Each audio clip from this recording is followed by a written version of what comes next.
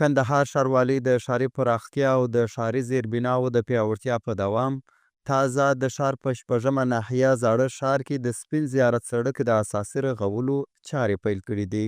د زمانې ښکلې راغلې مات بدن جوړوي، د ځل وطن جوړوي، سره راټول دي. دا سړک چې پخوا د زیات تخریب له امله د سیمې اوسیدونکي له ګڼو ستونزو سره مخ کړي وو، اوس په معیاري او اساسي ډول رغول کیږي.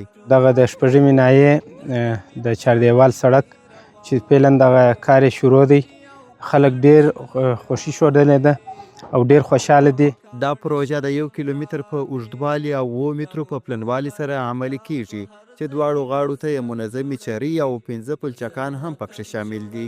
بسیار تشکری میکنیم از شهروال صاحب که می سړک ما جور کردن جور میکنن برای ما بخی مشکلات زیاد اجتماعی سړک. د رغولو چارې د نارنج ماڼۍ له خندق څخه شروع بیا تر امامبارې پورې دوام لري او هر ورځ شاوخوا 50 فني او غیر فني کارګر په دې پروژه کې په کار کولو بوخت دي. مثلا موټر نشي تلای، دغسې نظر لرو چې خوشحاله اوسئ. موږ نه یو د ښاروالۍ څخه باندې. د یادونې وړ ده چې دا سړک په 2.5 میاشتو کې بشپړ او د سیمې د تګ راتګ ستونزې به ورسره تر ډېره حده حل سي.